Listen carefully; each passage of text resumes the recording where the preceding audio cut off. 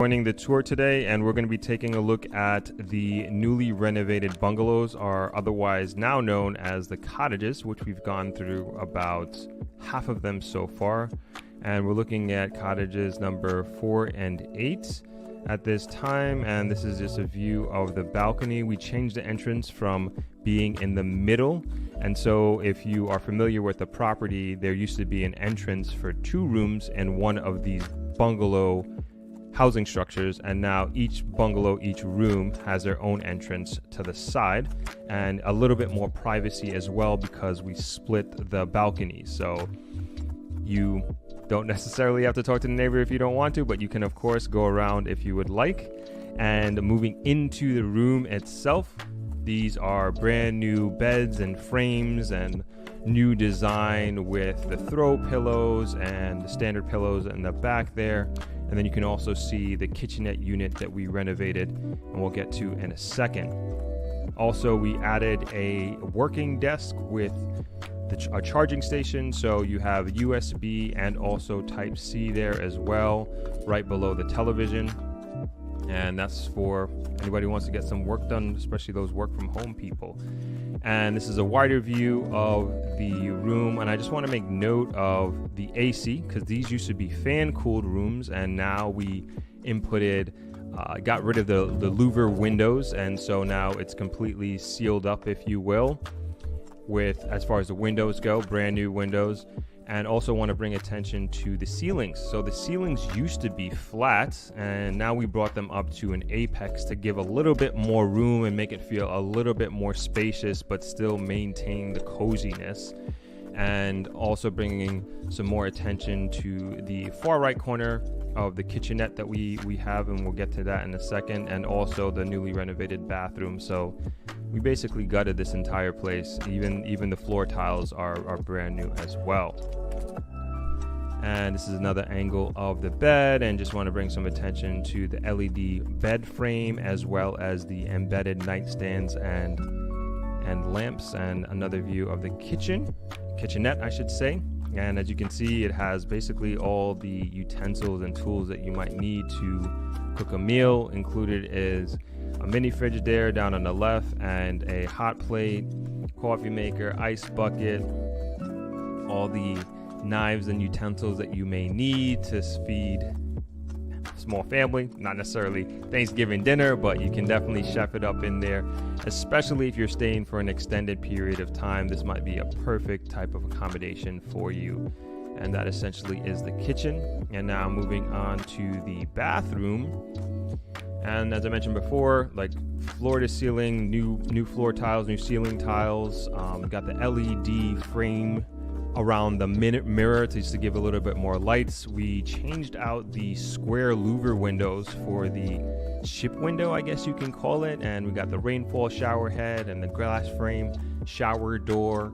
Even the towel holders, those are all new. And again, trying to bring together everything in the room, the kitchenette, and to complete the cottage experience, if you will. So very happy and proud of how this was done, and really wanted to give a modern look and feel to this new room category, the cottage. And so also with this wide angle, want to bring attention to the closet. So you got some drawer space there, and you got some hanging space as well, and your safe, of course, and the ironing board is on the other side in between the closet and the window there.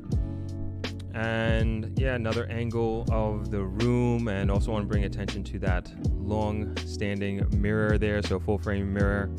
And that essentially is the bungalow, and this is kind of our way of paying homage to my dad and where he started from with this hotel, Travelers Beach Resort. It started right with one bungalow and grew to the 60-room resort that Travelers Beach Resort is now.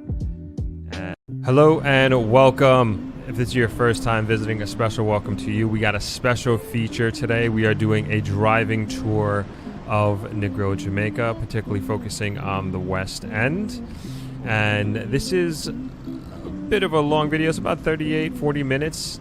And depending on where you're watching it, it will be in different parts. Our one long video. My name is Winthrop Wellington, by the way, and here on my channel we really discuss all things Jamaica, but today, as I mentioned, we're going to be doing a bit of tour of Negril, and we're just going to flow with it and see where this takes us. So we are starting this tour off on Norman Manley Boulevard, otherwise known as the Beach Road at Travelers Beach Resort, which is my family's hotel. And of course we gotta wait for the traffic, but across there on the left side of your screen, that is our NEAT Resource Center, or the Negril Education Environment Trust Resource Center. NEAT is my family's nonprofit organization which focuses on education for young people. So right now we're heading south on Norman Manley Boulevard. Pretty beautiful day, as you can see. I don't know what the temperature was when we filmed this, but it was nice. It was a nice day.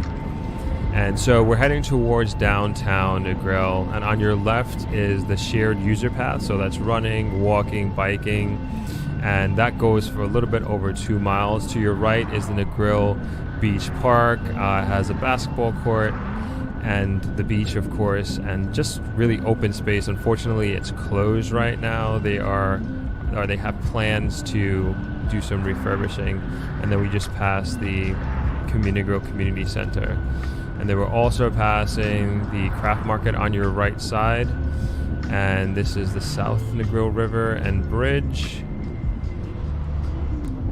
And we're heading to the Negril roundabout. Of course, going into the roundabout, you have to give way, and if you're in the roundabout, you have the right of way. And we are going west end, so we're going to be taking a right here at the roundabout and veering left. And so here downtown, this is a few shopping centers, if you will. There's Little Caesars Pizza on the right, Popeyes, Burger King. There's a Digicel store down here as well. And on the left coming up is Scotiabank, which some people might be familiar with depending on where you are from, but it's a Canadian bank. And I guess officially this is where the west end of Negril starts. And on your left here is Corner Bar, which is a pretty popular restaurant. Great local food. Haven't had it in a while, but the reviews continue to be very good. And on the left, that's Vendors Plaza. That's the Negril Chamber of Commerce owned plaza. And on the right, obviously, we have the sea. Unfortunately, I don't think we panned right, but you basically can see the entirety of Negril on the right-hand side if you were to look right. You need to get a 360 camera next time, right? Anyway, on the left is the Negril Post Office. Not in the greatest of shapes, but that is our post office. And then right after that is Samuel's Hardware on the left. And that's, I would say, probably the most popular hardware store in Negril.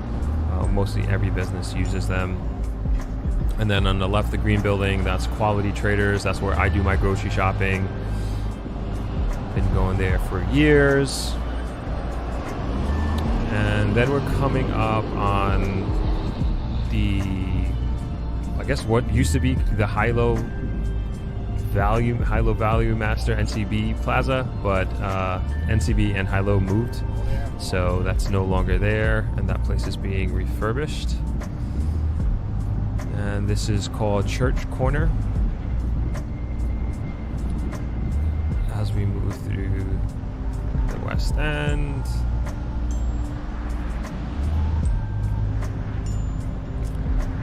Just cruising. And this is the Negril Library on the left, and then followed by Negril All Age School.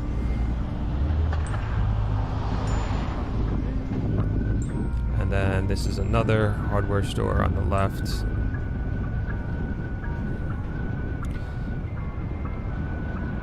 Hope you guys are enjoying this so far. I'm just flowing with it, and as I see things, I'm going to point them out to you.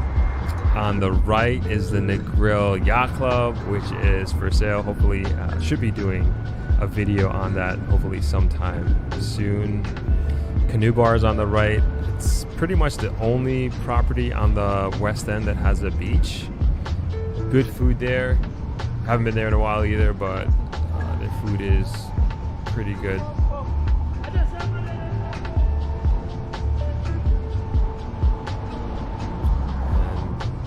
That used to be German bar, but I don't know what it is now, but boats used to pull up there. They used to have really good pizza. This used to be Boat Bar on the right, but it changed into something else. I'm not sure what it is now. And then Millard is on the left, and if you know Millard, that's 24 Hours Place. Good food as well. And then Patsy's is on the right, so they do, I think it's basically the only standalone coffee shop in Negril.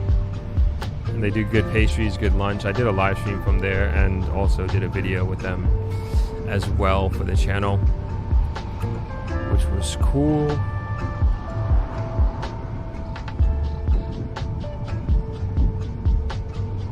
This is Ocean Cliff on the right we just passed. I did the farewell dinner there for ThropX 2022. Beautiful property, formerly known as the Spa Retreat. But beautiful property, great food that we had there for the farewell dinner retreat.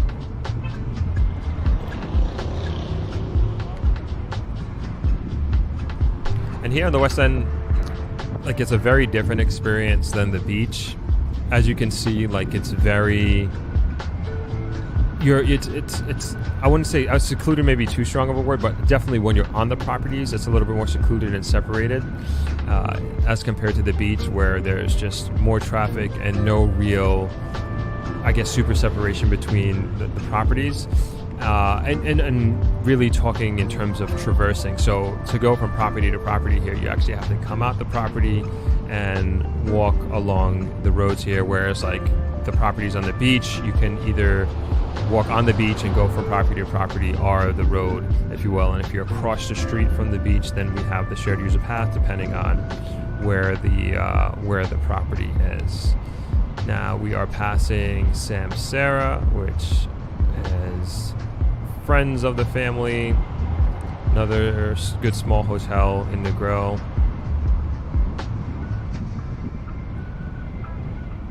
Sorry about that wind sound. I didn't anticipate that, but that just makes sense, just coming from the camera. This is Kaiser's. This was used to be a very famous place for shows back in the day, before my time. Coming up on the left and the right here is Ekstabi, great seafood place. Haven't been there in a while, but do enjoy their food. Great lobster during a lobster season. Three Dives coming up on the right here. Very, very popular restaurant, local restaurant. Great jerk chicken, jerk food in general. They were actually on the Amazing Race, if I'm not mistaken. Almost certain of that. Nice view here of the sea.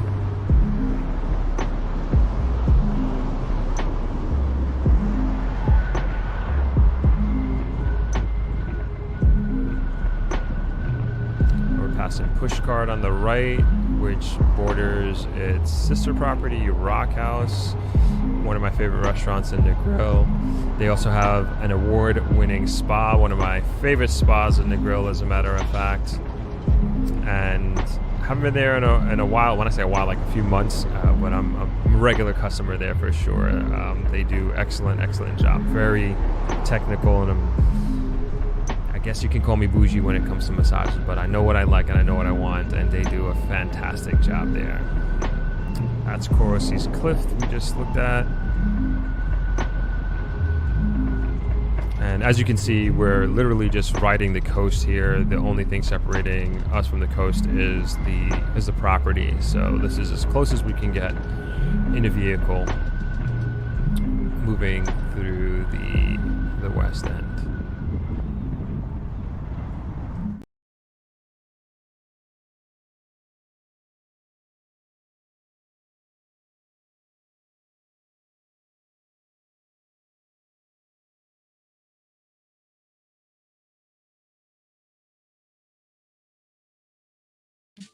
It's definitely on mute. Sorry. Evening, everybody. Welcome to this midweek, end of the week live stream. And I really like doing these. These are a little extra something outside of our normal Sunday show. So I definitely appreciate you all showing up. And I want to do more of these actually. This is just, I feel like this is just such great content. Last week I did the reaction to Diplo's house there. Just felt like turning on the camera and engaging with you all. Obviously, this one's a little bit different. This is planned, and we got an agenda and a schedule and everything like that. And you all knew it was happening. But definitely like a type of content that I really, really enjoy doing, is especially with so many, specific to Jamaica, like so many great things happening in Jamaica. I don't know if you all saw, there is this big investment in water in the West, you know, and really helping out our water situation here in Negril. We're going to go really deep into it on Sunday. But very, very good news for Negril. Very good news for Jamaica as a whole. It's like these things that I kind of just, as these things happen, I really just want to hop on and talk about them. So I will I'm like trying to like figure out clear my schedule so I can do this on a more regular basis. But as far as today's live stream, we got two really great, awesome leaders. They're actually going to be coming on at 5:30, so a little less than 14 minutes. And I'll reintroduce them. We have the president, both our presidents, president of VM Group and the president of the University of Technology, both coming on and talking about their respective professions, of course, but also focusing on the 10th Biennial Jamaica Diaspora Conference coming up in pretty much a couple of weeks, starting the 16th of June. And yeah, June is basically here for the most part. The year is flying by like crazy. And so I definitely want this, as usual with these live streams, especially when we have guests on, I want to make them as interactive as possible. And for those who are watching, which is probably going to be the majority of people who are watching this on replays, please get your comments in your questions in the comments, or your comments in the comment section below, and we will do our best to get them answered, and I will get them to the respective parties. And even after this video has been posted and it's not live anymore, I still like to continue the conversation and continue the engagement. But as usual, as we start these live streams, please let me know where everybody is chiming in from. I love to hear it. What city, what state, what country.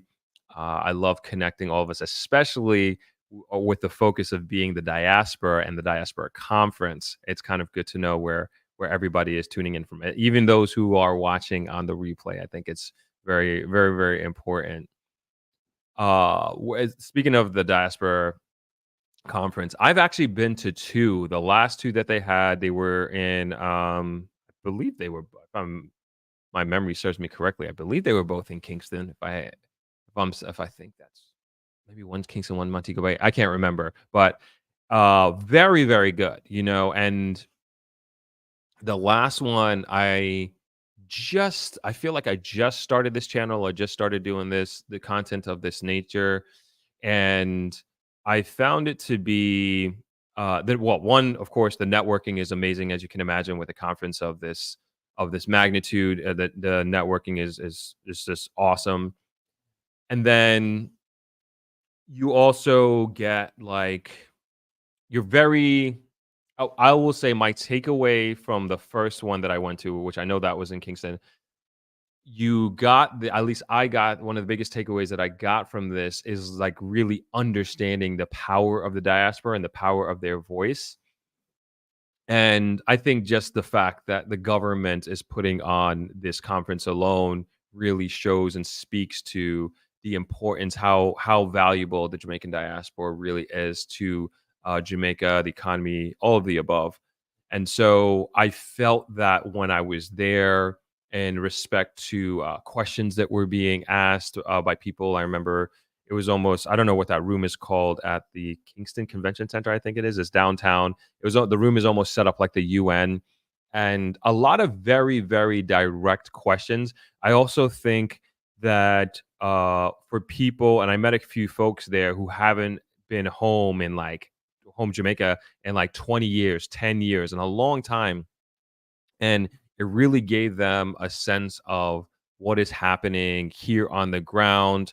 And I say a lot in the comments of like, why isn't Jamaica doing this? Why don't we have this? Why don't we have that? And like, this is the opportunity to ask the powers that be those direct questions. And I feel like the access alone to leaders in the country, both in the public and private sector, is super super valuable.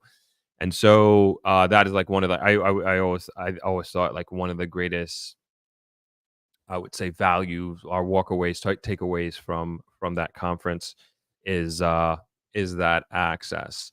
And this year, it's so crazy that I'm actually going to be part of it and being on a panel. Like I'm very very honored that I'm going to be on a panel with Senator Auburn Hill and kicking off the show. So my panel is on the 17th, I believe that's a Monday if I'm not mistaken. The 17th of June, if you want to come see me present. Yeah, it's a Monday. And it's the first one, it's in the morning, first thing in the morning. So I would encourage you to get there early and be there. I mean, and the whole, and we're going to talk about it today with our guest coming on in a few short minutes. But the agenda, the speakers, everything that they have lined up looks pretty incredible. And I think it's going to be a lot. You can see the effort and everything that they're doing. So very very excited for the diaspora conference. And has anybody been before in the comments? Just would wanna hear kind of where everybody's at. What's going on? What's going on, Kevin? What's going on? Thanks for joining. Shout out to all my channel members. I appreciate you. Thank you, Kevin, for being a channel member. Really, really appreciate you all. Appreciate you always participating and supporting this channel and supporting what we do. Thank you so much. Shout out to the Patreons as well. Shout out to the Thropper, oh man, we'll call it Triple T. Shout out to the Triple T's. This is the group that we meet every month on via Patreon. Thank you all for supporting the channel. Really appreciate you all. Kevin says, looking forward to the stream. Yeah, it should be a good one. I've been looking forward to this all week, as a matter of fact. Excited for it. What's going on, Chantel? Thanks for joining. Thanks for being on. Phil, what's happening? Always appreciate your support. Hi, Chelsea. Thanks for coming on. Andre, what's going on? Thanks for being here as well.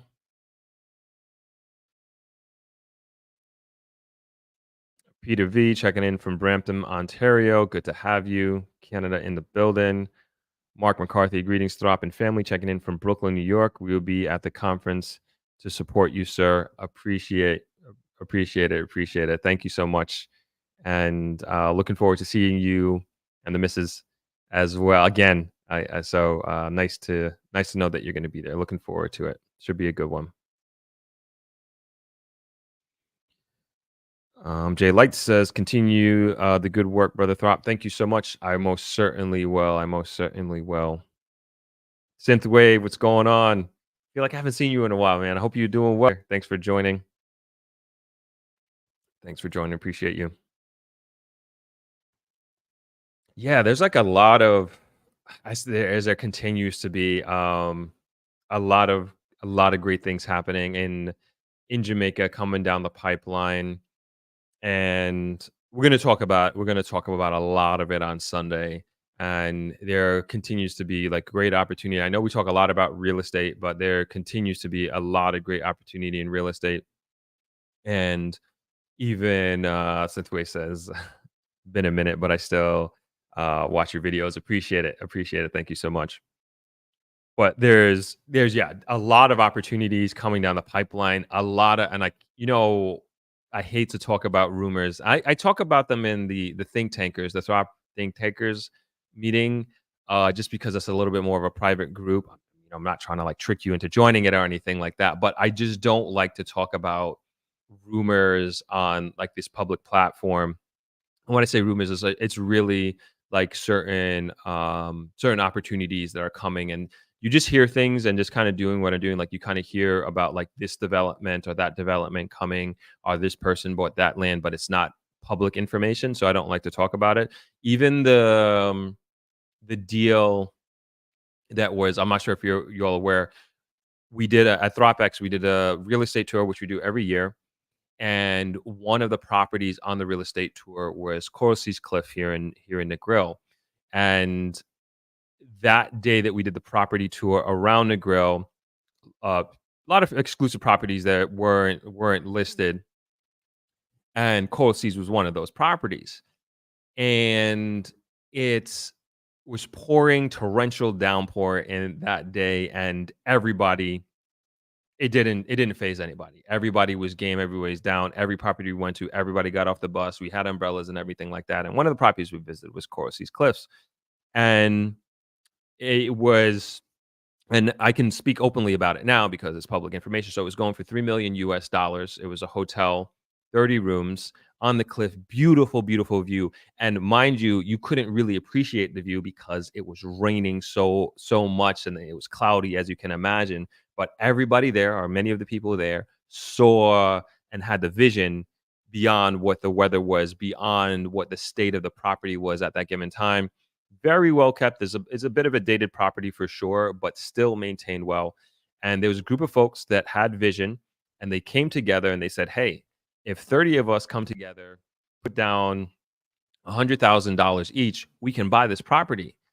And I knew things were happening, and I knew it even closed last month, but I didn't want to talk about it until I got the green light and everybody said it was okay to speak about. And last week somebody posted about it on Facebook, and it's been great.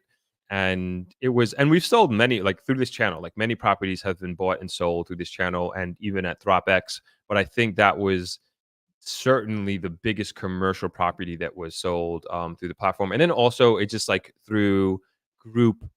I think that's the main takeaway, is just like the idea of pooling funds together to purchase something and to get into the Jamaican real estate market, so to speak. And that property is being converted into, oh, sorry about the thumbs up. That property is being converted into condos. So it's not being reopened as a hotel. Sorry, I froze there for a second. And I also just quick, it is torrential downpour here. So as you like, you know how it goes with the lightning. So if I cut out for a second, I'll be right back. So I just want to give everybody a heads up with that. So anyway, when things of that nature happen with sales and stuff like that, I don't like to talk about it before I'm allowed to and before it becomes public information. So we will definitely be getting into that. Different opportunities that I'm allowed to talk about. Put it that way, on Sunday and beyond. So got a few more minutes till we're ready to go. Less than 2 minutes. Inga baby, what's going on? Hello, Throp from Orlando. Thanks for joining.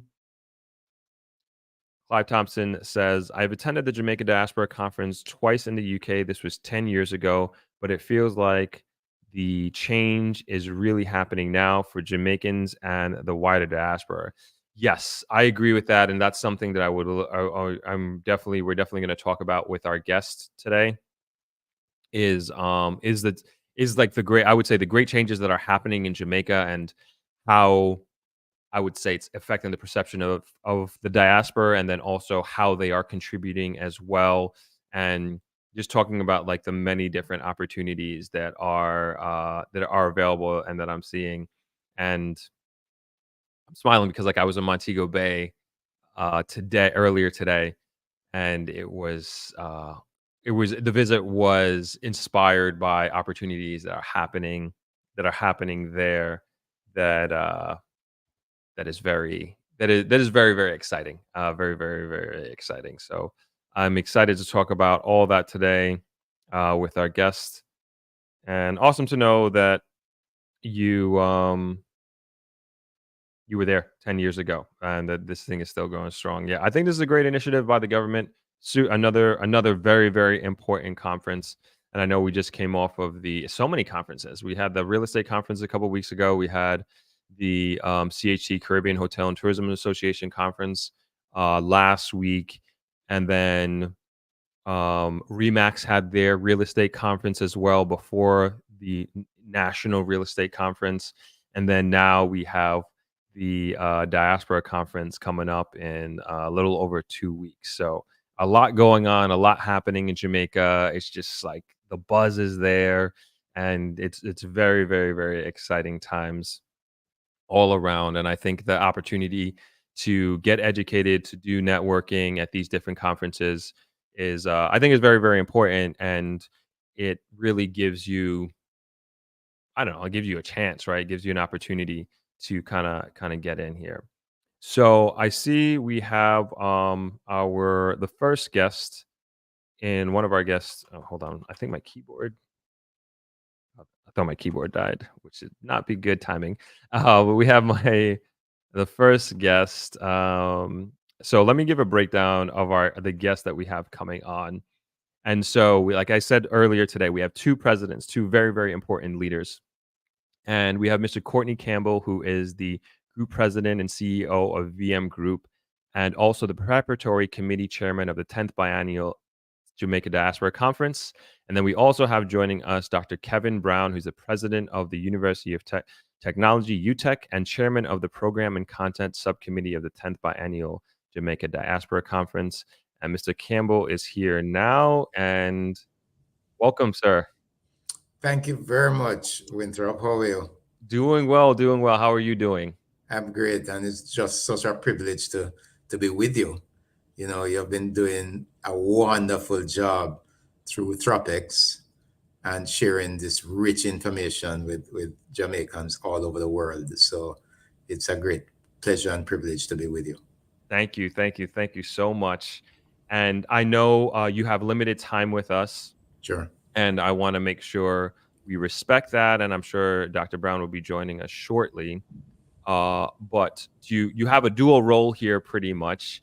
And I want to start first, if we can. We'll definitely go dive deep into the conference, but specifically with my audience, so many of them, large majority, are part of the Jamaican diaspora, and they're looking for ways, opportunities to come back to Jamaica, and that's multifaceted, right? That is from everything from retiring here to buying a home and using it as an opportunity, say, for Airbnb.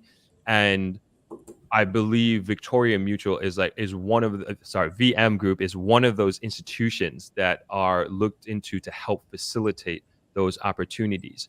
And so, to start with, could you give us a bit of a background on what some of those financial opportunities may be for that demographic of people? Excellent. So great. So let me just set the context by speaking a bit about the VM Group, up front for 30 seconds.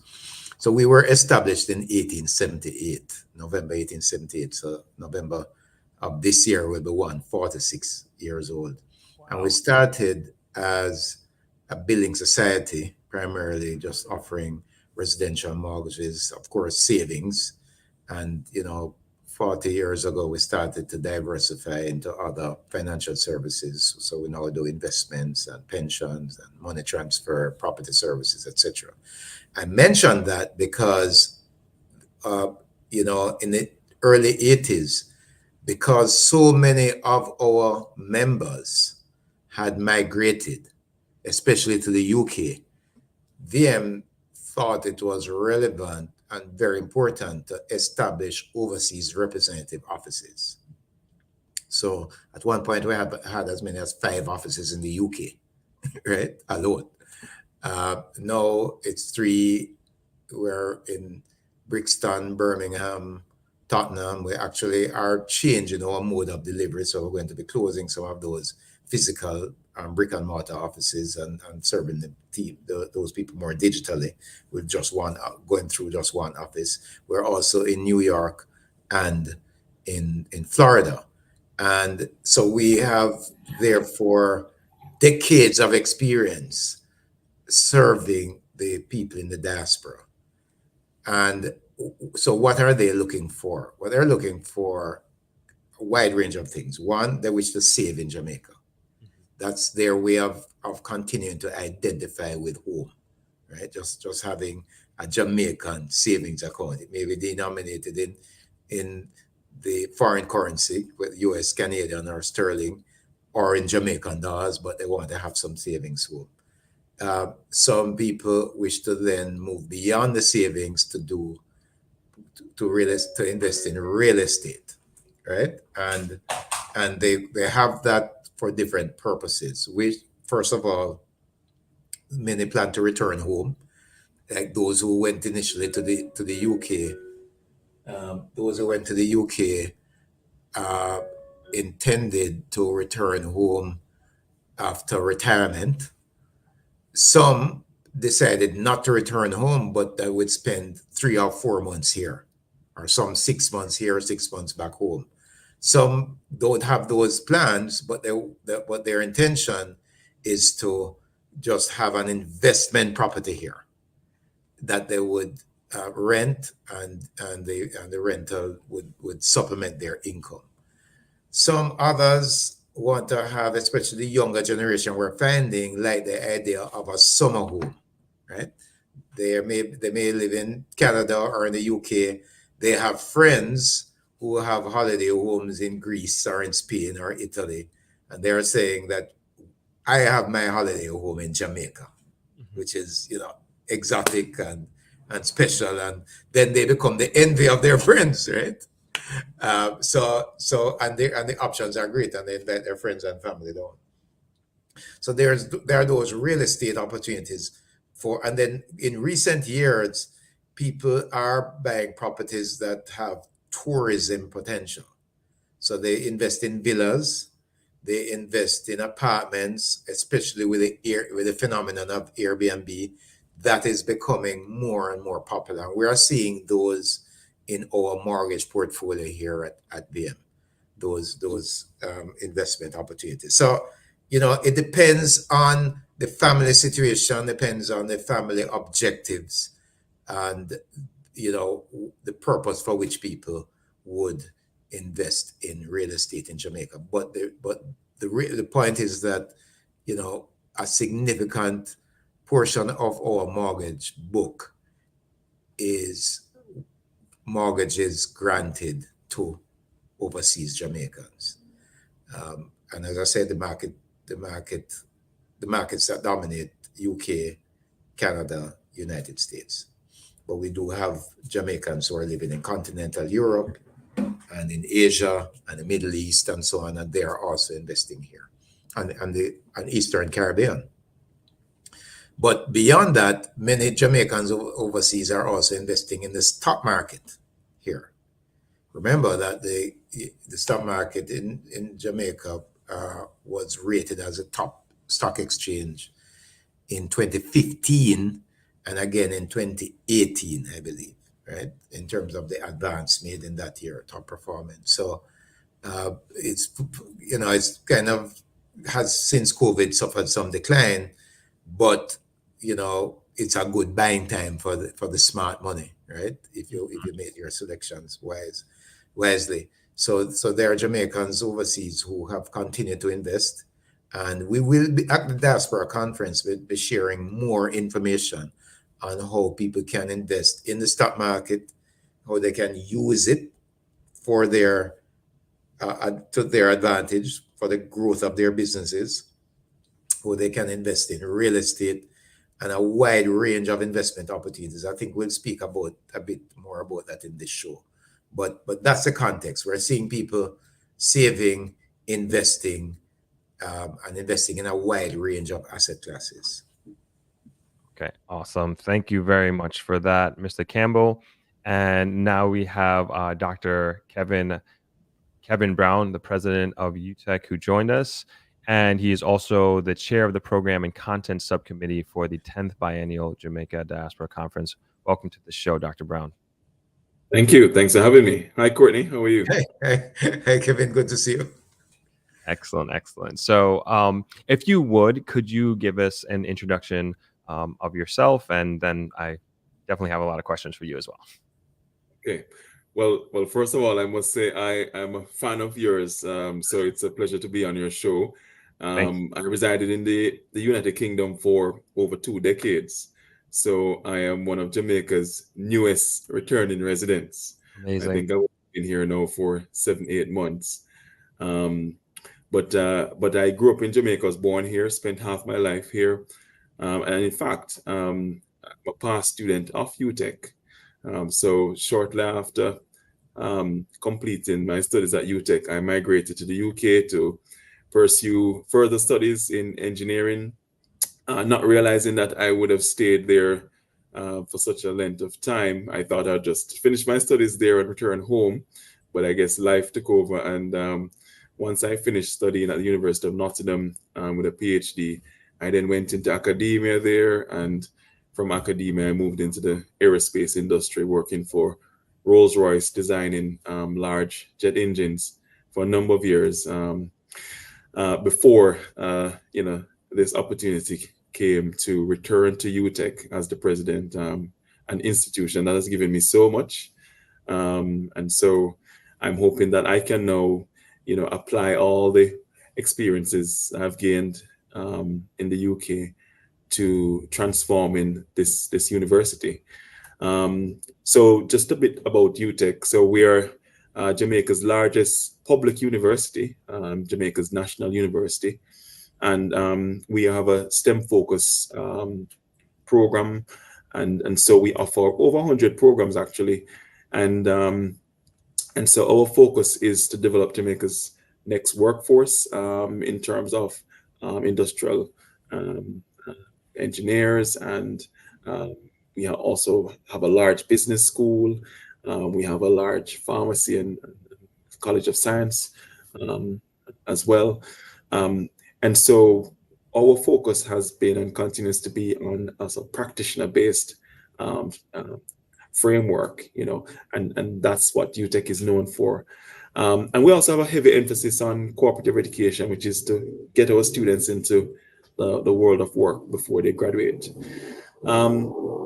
But for me, as coming from the diaspora, I see the diaspora now as an opportunity to pivot in terms of trying to encourage more Jamaicans living overseas to come home with their skills and experience and work at the university. We need academics, we need more administrators, and so I think it's not about brain drain anymore, but it's about brain gain. And I'm hoping that members of the diaspora who are academics or who believe that they have something to contribute to the university, I hope they'll come to the conference. We will be there. UTech will be there, and we're hiring. We have real difficulties in getting nursing lecturers. So if the nursing lecturers who are in the diaspora, perhaps recently retired, and have thinking about coming home and still want to do something productive, we want to hear from them. And we also have problems recruiting lecturers for dentistry and so on. So we see that, I personally see the diaspora as an opportunity for Jamaica. A lot more members of the diaspora want to do what you have done, Throp, which is to come home and be able to sustain themselves in Jamaica, right? And I think those opportunities are emerging more and more. And certainly I believe those opportunities are at UTech as well. I mean, there's always going to be a debate about salaries and so on, but what I have discovered, and I don't know if you'd agree with me, but Jamaicans come home for a range of reasons. And sometimes it's not necessarily about, a high salary. People just want to be back in an environment that is more familiar and so on. So, I am all about encouraging the diaspora to come home. One of the things that Jamaica could do better is letting the diaspora know of the opportunities. We tend to push to the diaspora investments and so on, but we don't necessarily advertise jobs, whether at a managerial level or otherwise. There's no, we don't actively push them out there for the diaspora to participate in those opportunities as well. So, so I think, so I'm looking forward to being at the conference and bringing UTech to the conference and speaking about some of these opportunities. Excellent. And we're definitely going to dive deep into the conference shortly. But you had mentioned UTech being a STEM institution. And from your perspective, can you explain the importance of that for not only the students that are there now and future students, but also from a globally competitive standpoint? Like, what does that mean to Jamaica, and why it's important to be a STEM focused institution? Well, it's very important because, if you look at the global circumstances now, technology is very important to human existence, right? It affects us in one way or the other. Pretty much almost every human being has one of these, right? So, and this is a little computer, right? This is a little computer. So, if nothing else, just the innocuous mobile phone signals the technological change that's happening, and then along comes something called chat GPT, and artificial intelligence is now on everyone's tongues, and everyone is trying to get to grips with it. But I often say to people that, I got my first email address in 1996, right? And and of course, email is now old school because WhatsApp is the all rage, right? But for me, that was a big technological step, and I can even go further back, Throp, and say that my grandmother, who lived in the UK for many years, used to write me letters, right? And I had a very good friend at high school who had a pen pal all the way in Australia. And this was all being done by letters that you'd have to write with a pen, put through the post, and wait many, many weeks to hear from them. So the point I'm making is that we've always had technological evolutions, but what we're seeing happen today is the pace at which it's happening is pretty rapid. And so Jamaica has aspirations to be a knowledge-based economy where we can offer people high wages because they're highly skilled. And that can only be achieved by being an economy that is driven by technology and an industrialized environment with highly skilled with a highly skilled workforce. So UTech has to be at the heart of that, because we are producing Jamaica's next workforce, and we have to ensure that they're industry ready, and we have to ensure that they are ready for the rapid technological change that's occurring, not just in terms of the technical skills. Because really what you want when you talk about STEM is a certain way of thinking as well. You want a graduate, a STEM graduate that has good cognitive skills, can find and solve problems, can undertake critical thinking. So it's not just about the whole technical dimensions to it. It's about also how they're trained to think and work through problems. And so that's why at UTech we have a heavy focus on being a practitioner-based institution. We want to get our students involved in solving problems and train them in that sort of way. So for us, it's about ensuring that we are aligned with the government's ambition. The government's ambition is for Jamaica to be a STEM island. Just a few weeks ago, the Prime Minister came to UTech and announced that Jamaica is a STEM island, which obviously is an aspiration. And so we now have to deliver that. But there are several challenges, right? And again, education is a big topic for the Diaspora Conference, because we have to ensure that our education system is ready. And I'm talking about from kindergarten to tertiary level, because my university will only survive if I have the appropriate high school students who can matriculate into the university. So we need to ensure that the entire education ecosystem is geared up and is producing STEM students who matriculate to become STEM university graduates. And so there's a big task ahead of us. And this is where, again, I emphasize the diaspora who are out there with the experience and skills, who are giving back to Jamaica. And there are many diasporans who donate books and money and everything to schools. But we also now need their talent to help to support and provide advice on how we make this STEM transition, because we're facing a couple of challenges, Throp, and I want to lay them out for you. Please. 40,000 young people leave high schools in Jamaica. 40,000. Only 15 to 20% enter a tertiary institution. So we're only having about 15 or 20% of them entering university. If you compare and contrast that to what we call developed countries, the number is above 50% or more, right? So we have a task now in ensuring that more of our students are passing maths, because at the moment it's about 62% pass maths. But even worse, around 85% of high school students do not do a STEM subject. They're not doing science, maths, or anything. 85%, right, are not doing a STEM subject. So you can see that, we have a big challenge ahead of us. The good thing is we're aware of the challenge, and the Ministry of Education and a range of stakeholders, including my university, are trying to put in place now plans to turn that around. You'd have heard the government of Jamaica talk about STEM schools, but in addition to these brand new STEM high schools, we are continuing to upgrade our current schools that we have, and to ensure that we're bolstering the number of students who are doing well in maths. And of course, they need English typically to enter university, so we need them to be good at communication, as well as the sciences and so on. So there's a whole program, and again, these are topics that are going to be discussed at the conference.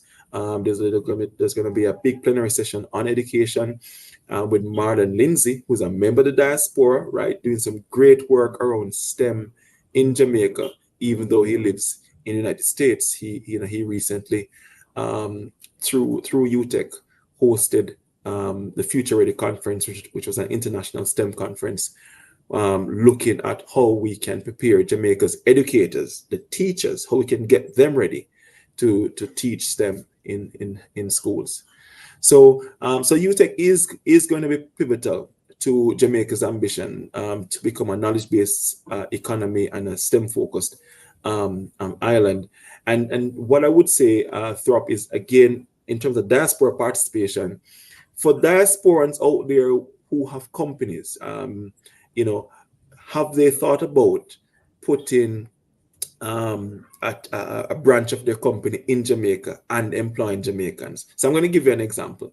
There's a young man called O'Neill Gale. He's the CEO of Loring Consulting, a past student of UTech. In fact, we both went to UTech at the same time. And when I went to the UK, he went to the United States. And he now is the head of this company.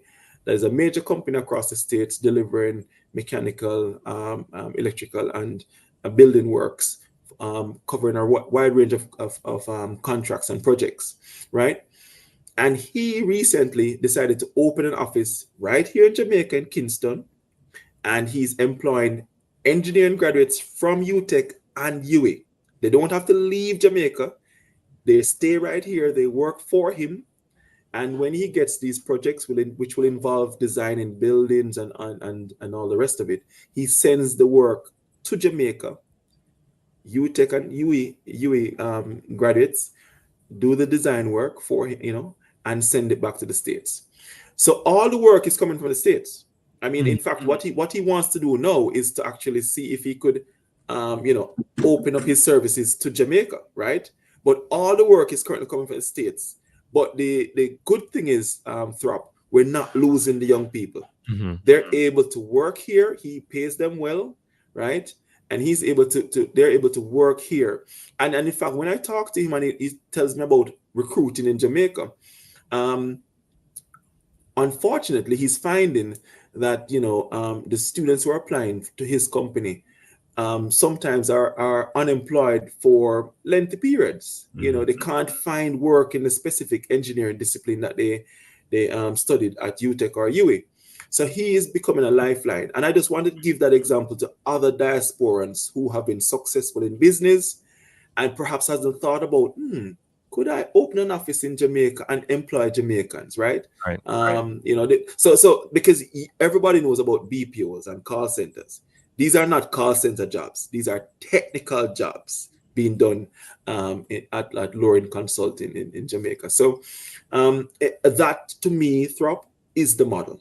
Okay. Right? Okay. Where you produce more high quality STEM graduates and attract industrialized companies to have a footprint in Jamaica.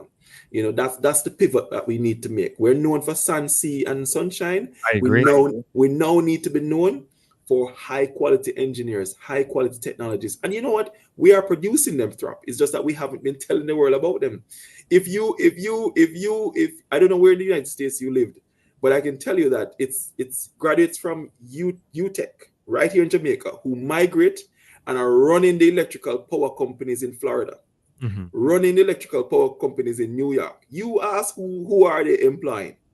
It's Jamaicans who are working in those electrical power companies from UTech, right? And right across the United States, you will find Jamaicans in engineering companies, right? I was one of them, right? I was at Rolls-Royce for many years in the UK.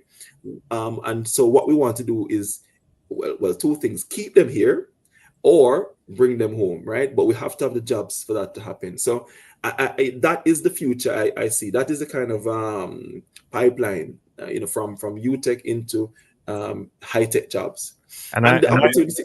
Sorry. I was going to say, I always thought that Jamaica can become, I know we say STEM island, but I think we can become Silicon Island, and we can put ourselves in the position to do that. And I got to have you back on, Dr. Brown, to like really, you said like a lot of numbers and a lot of challenges that the education system is facing from high school going on up. Like I really, really, really want to dive deep into that at some point in time. So we're going to reconnect after this to try to make that happen in the future. But what I want to do is just open up a question to you both and then dive a little bit into the Diaspora Conference itself, because I know you have to go shortly, Mr. Campbell. So there is a lot of great things happening in Jamaica, and I've been here 18 years now. Good. And I am if you compare my internal feeling of the future of Jamaica to back then when I first moved here to now, it is complete 180. And it is for me, having been through very rough times, and I cut my teeth during the financial crisis, and it was just a terrible time to be a business owner who just kind of coming into learning how to navigate myself in business and also socially, and to now seeing all these great things with infrastructure, governmental investment, private sector investment, from the residential to the biggest commercial developments that Jamaica has ever seen. And it's exciting times all around. And so my question is two parts for both of you: is how has the Jamaican diaspora contributed to what is happening in Jamaica and the trajectory that we're on, and how can they play a bigger role in the future? Well, a couple of things. They have contributed significantly. If you think about it, in many ways, the net international reserves, right? Those are our foreign currency reserves, now reaching record levels. And it's from those reserves that we develop a certain amount of resilience to say that if we have a major disaster with respect to a natural disaster, for example, a hurricane or something that impacts our production capacity and negatively, therefore, impacts our export earnings. We can't welcome any more tourists for a long time, or many of our factories engaged in producing export goods are unable to function. We know that we have in our reserves a certain number of months, no longer weeks, of import earnings, of import cost, right? That we'd still be able to purchase petroleum, medicine, etc., to keep our economy moving and our people healthy, and that's very important.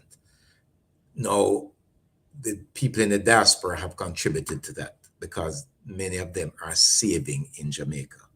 In some of our institutions, probably as much as 10-20% of the savings base is from people who still live overseas. And some of them have returned home but their livelihood was earned during their working years in the diaspora, right? They've returned home in retirement, so now they're getting pension, and those pensions are being deposited into the Jamaican bank accounts as well. So that's just one aspect. The second thing is that many who don't live here or who don't save here are sending remittances to support their local family members. Now, our remittances have in the recent years been averaging approximately 15% of gross domestic product. I mean, it's a huge contributor to the Jamaican economy. Throp, would you believe that during COVID, our production, our tourism sector was down, but our remittances actually went up? Wow. That the people overseas say, we are going to support our family members back home, and whether they're living in the US or in the UK or Canada, they were sending extra amounts back home to support their family and friends who were here who needed the help.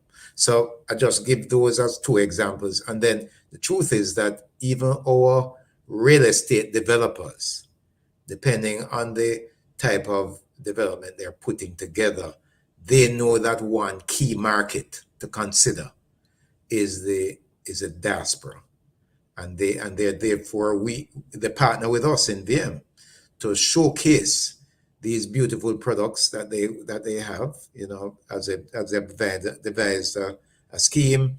They'll have the architectural drawings. They're sharing those with people in Canada, in the UK, in the States, and they accompany us on some of those trips. So in many of these residential developments are heavily dominated by purchasers from the diaspora. So they're investing in saving here, in sending remittances, in purchasing real estate. Those are just three ways, and we'd love to see more. We think there are other opportunities as we go forward for people to actually, if you're a business person overseas, to expand your business into Jamaica, or to purchase goods from Jamaica, so that there's that linkage. Because now what you would have is that Jamaican farmers or factory operated manufacturers would be able to supply you, and you have a good distribution network in the UK or in Canada. You're able to supply Jamaican products to your market. And then sometimes people are looking to expand, but they can't access the capital market, and they need capital to expand, but they can't access the capital markets in overseas, like Toronto Stock Exchange. But could they list on the Jamaica Stock Exchange? Could they list on the Junior Stock Exchange here? And we would love to see more Jamaicans who are overseas running successful businesses that have the potential for even further growth, tapping the Jamaica Stock Exchange. So those are just some of the ways in which I think the diaspora members are already contributing, and then that's through that exempling of how they can do more as we go forward. Thank you, Mr. Campbell. Dr. Brown? Yeah, well, I mean, as Courtney said, the diaspora continues to be very important to Jamaica's economy. Remittances being the one that is often spoken about. But Courtney also spoke about their impact on the housing market. Diasporans are, back in the day, they used to buy homes to return to as returning residents, but now they are investors, right? I get messages on my phone say, "Hey, look at my latest Airbnb in Jamaica. Share, they are investing in Jamaica. Airbnb being one example.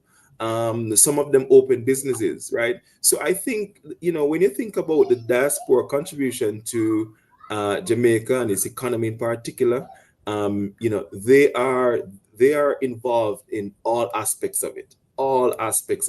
And I meet so many Jamaicans since I've returned, who are here now, returned like me, but who have who have lived overseas for very long periods as well, right? And they've come back.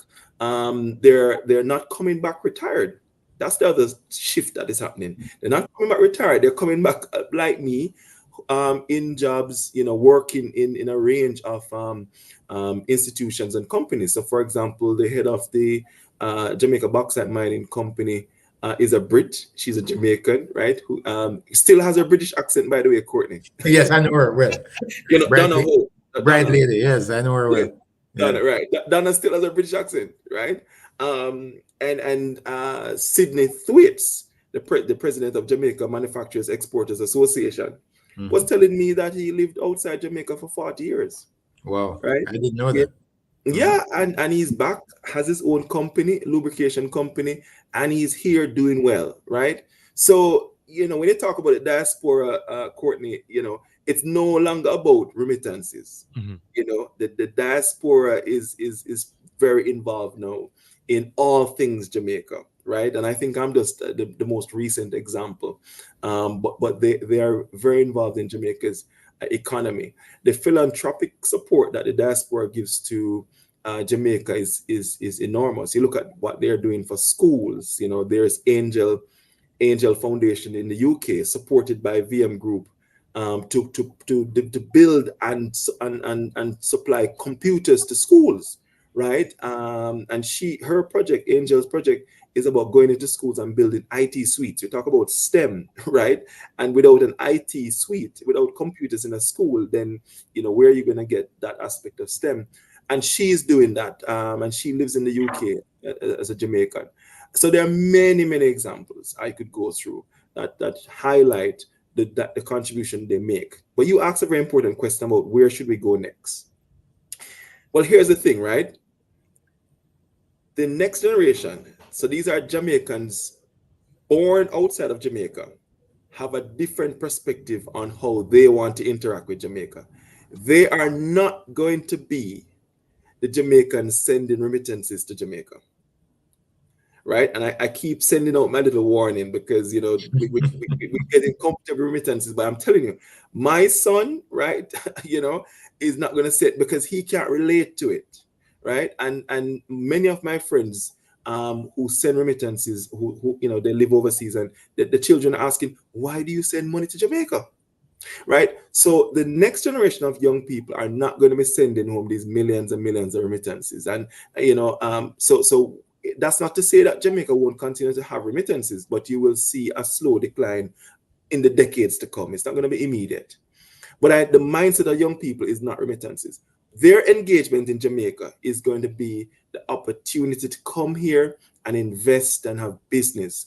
And so I think that where we need to pivot now, and I think Courtney touched on it, is, and I spoke about it earlier, is for those who want to do business in Jamaica, even at the startup level, I'm encouraging them to look at Jamaica as an opportunity. Here at UTech, we have one of the largest startup incubators in the English-speaking Caribbean. And if there's any young person out there who has an entrepreneurial idea and wants to incubate it here, Jamaica has the infrastructure for it, right? We have the incubator here. There are funders out there, maybe not as much as you'd find in America, but there's still venture capitalists here. So for example, at UTech, we recently launched the AMBA UTech Launchpad, whereby we're supporting 100 startups in 1,000 days. And that project is open to all Jamaicans, right? Nice. They're here or abroad. So I think that the future in terms of diaspora engagement is very exciting to me.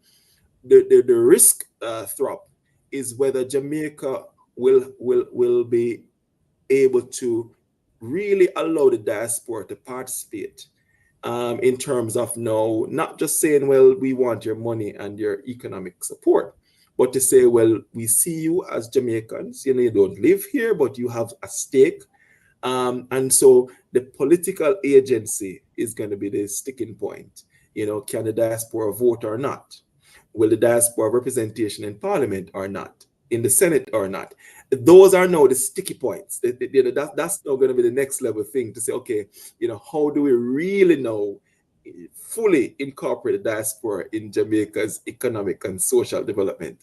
And those are going to be some of the more difficult conversations to be had. We're having them right now. It's playing out right now, about dual citizenship a lot of people in diaspora have dual citizenship. But we're saying, well, if you want to participate in certain aspects of Jamaica, you may or may not have to give that up.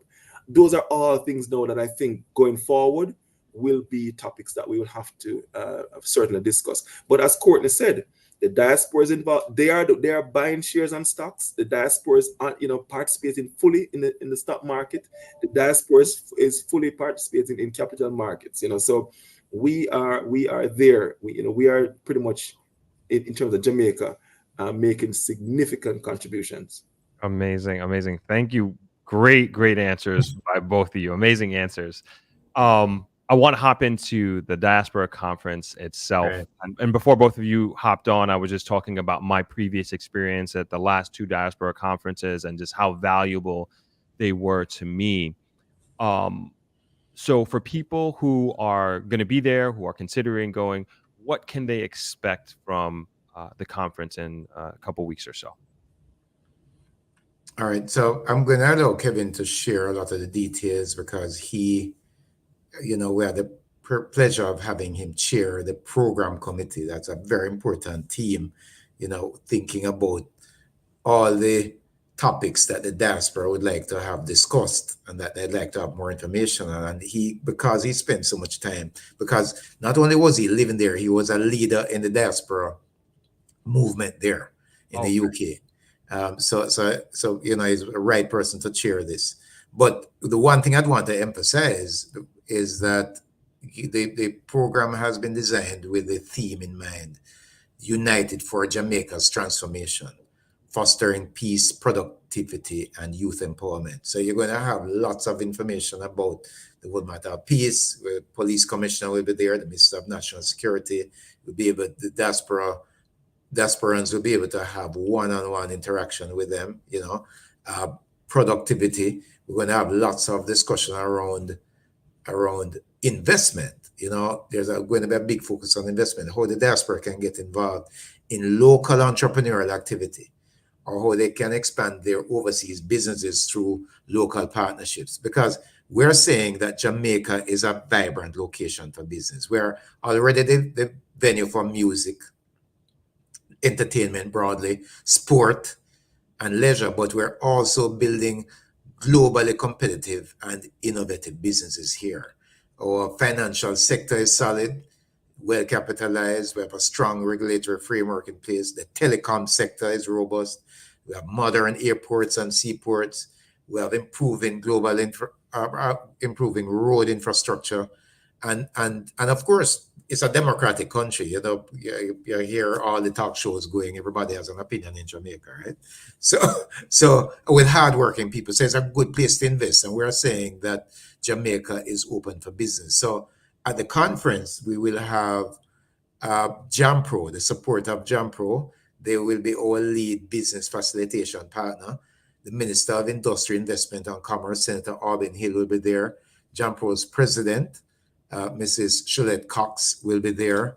And they'll be sharing some information on key sectors such as logistics, global digital services, and agriculture. Those are the 3 ones that they'll be emphasizing. They're going to be sharing information on those in presentations to the entire conference, but also in smaller networking events. We're going to have Riverside Chats with successful entrepreneurs. And then we're going to be exploring wealth creation opportunities through the stock exchange, in agribusiness, through real estate, through tourism. We're going to even be speaking about how we harness the power of Jamaica's sport, all the wide range of sports that we have, and art and culture.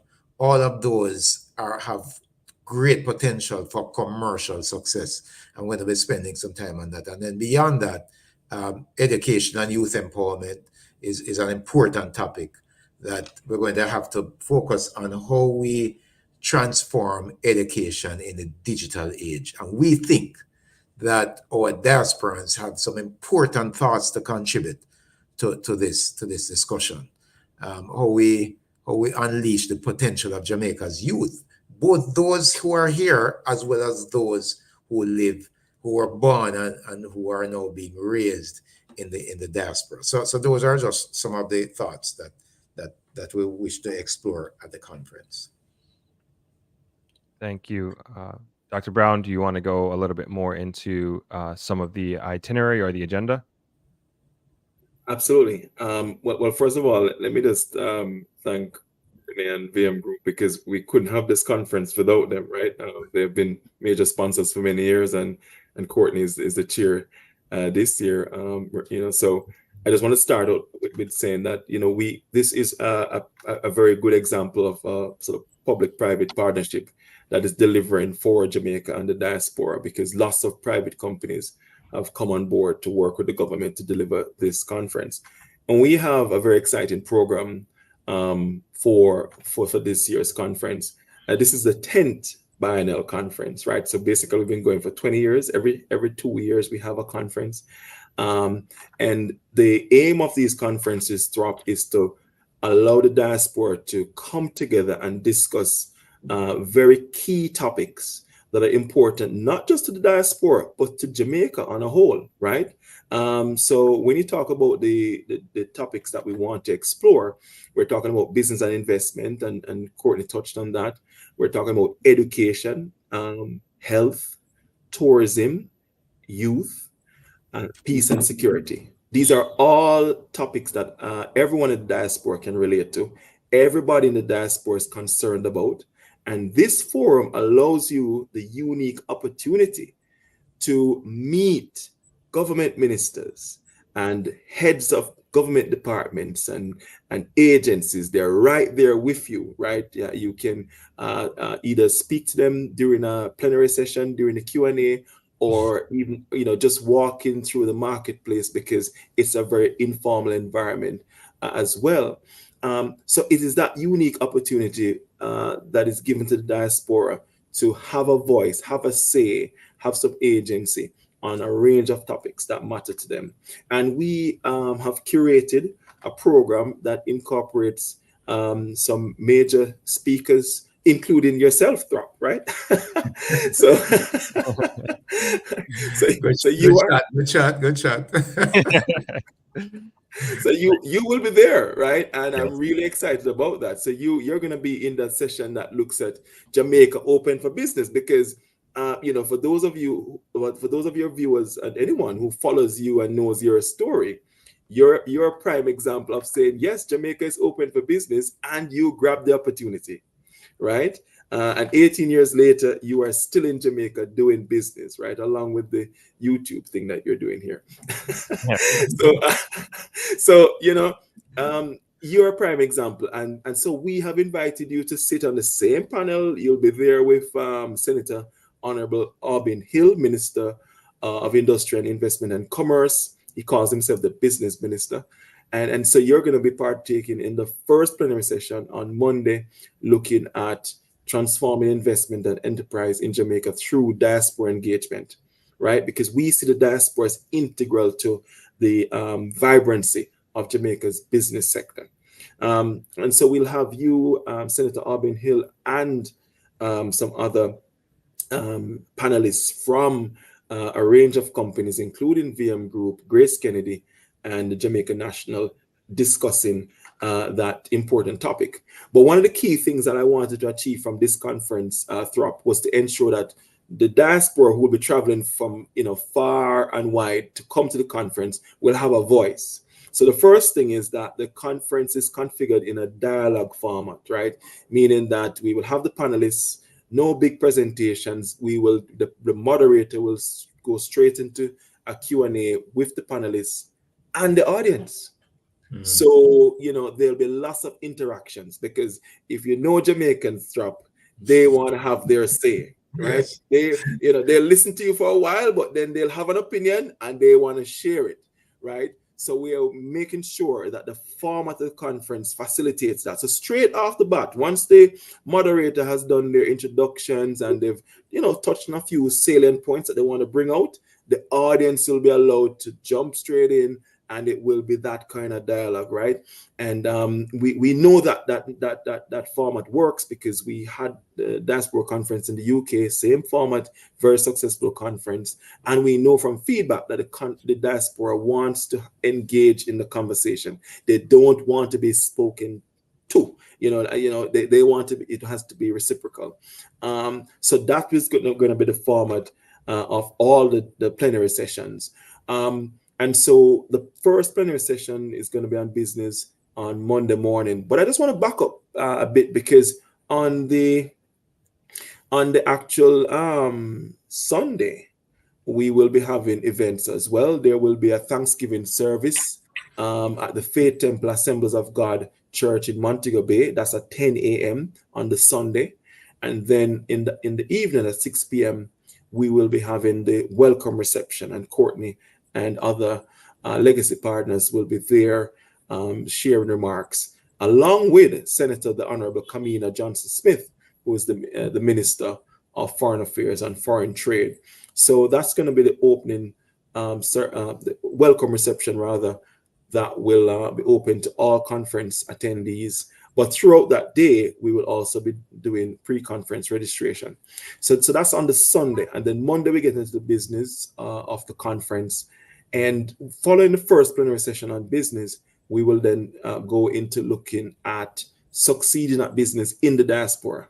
Because one of the things that we didn't want to just focus on is, okay, come home and do business in Jamaica. Because we also know that Jamaicans are overseas doing amazing things in business in foreign countries.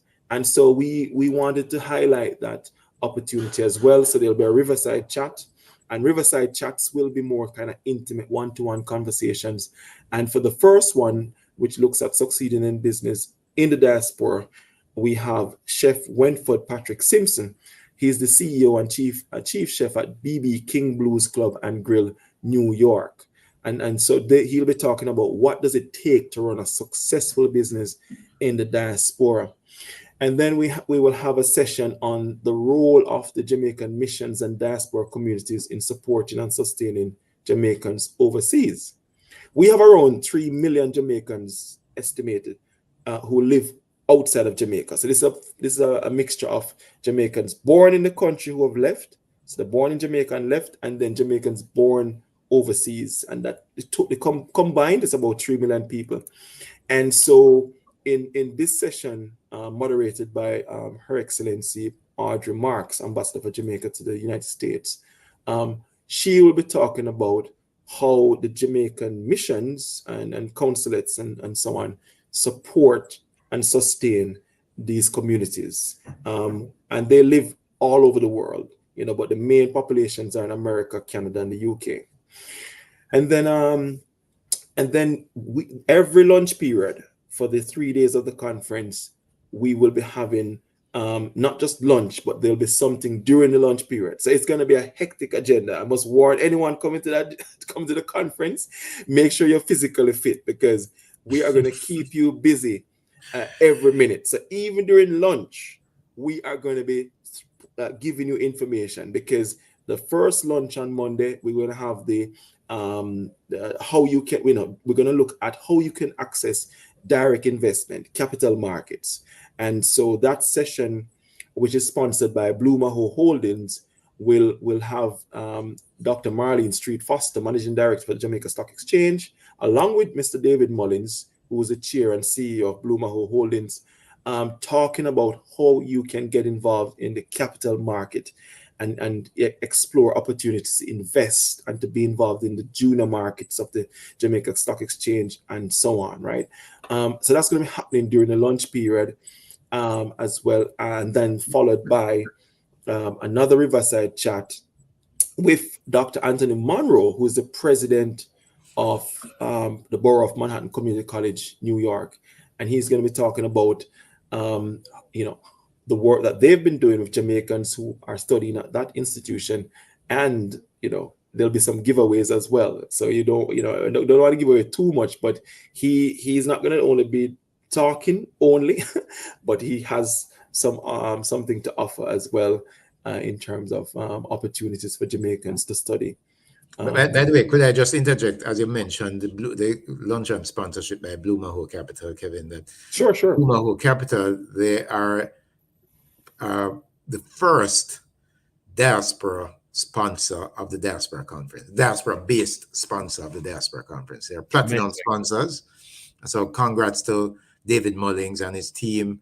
And they have stepped typically up to now. The Diaspora Conference has been sponsored by local-based businesses, yes, operating globally, but still based in Jamaica. But this is the first one that's actually based in the diaspora. I think as we go forward, we're going to see more and more of that.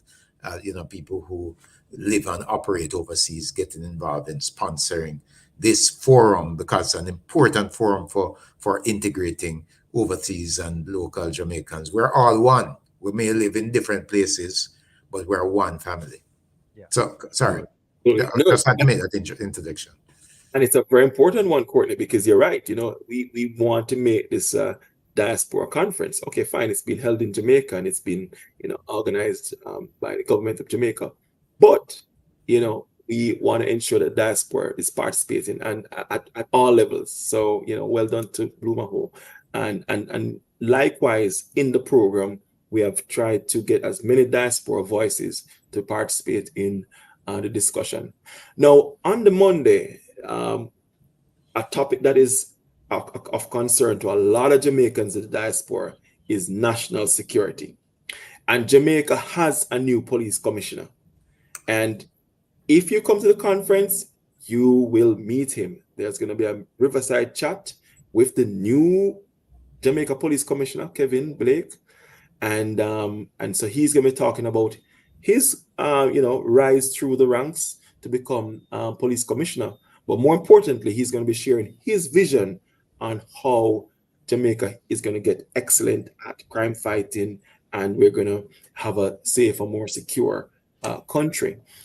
That one-to-one conversation will be followed by a wider plenary session on peace and citizen security, and we will have a panel with three members of the, a mixture of police officers and civil servants from the Ministry of National Security. So we'll have Mr. Fitzbailey, for example, who's the Deputy Police Commissioner, and then we'll have Michael Morgan and Shauna Trowers, who are Chief Technical Directors in the Ministry of National Security. And then from the diaspora, Kevin Jr., who sits on the Global Jamaica Diaspora Council and has responsibility for peace and citizen security. So that's going to be a very, very interesting panel. I mean, if nothing else, you want to come to the conference to learn about that, because I know we're often concerned about crime and security in Jamaica. And, this session will inform you of what Jamaica is doing to make this country secure and safe. And then later on in the day, we have another session. And these are actually a series of concurrent sessions, which I won't go through all the topics here, but we will have concurrent sessions each day, actually. And you will just have to pick your topic, right? Whichever topic you think is important to you, then you can choose your breakout session and you can go to those sessions. They're only 45 minutes long. And then in the afternoon, we go back to the main plenary session. So the final plenary session on the Monday is going to be looking at transforming Jamaica's health system, another important topic. And the diaspora gives so much to healthcare in Jamaica. We have healthcare professionals who come down on medical missions, give of their time and talent at no cost to Jamaicans, running medical missions and also donating equipment to a range of medical facilities in Jamaica. So the diaspora cares about health, and we're going to have a session to look at where we're going to go with healthcare in Jamaica. The permanent secretary in the Ministry of Health, Dunstan Brand, will be one of the key panelists, but we will also have members of the diaspora like Dr. Robert Clark, who is from HELP, Jamaica Medical Mission. We'll have Lorraine Smith, Dr. Upton Allen from Canada, and Dr. Gary Rule as well, who also sits on the Global Jamaica Diaspora Council as the lead on health and wellness. And then the day ends with closing remarks, and we will be having a daily press briefing as well, just to make sure we keep everyone updated on how the conference is progressing. On Tuesday, we will have the official opening of the ceremony. I know you're probably thinking, hang on, really? Yes, but so the conference would have started on Monday, but we're going to have the official opening ceremony on the Tuesday.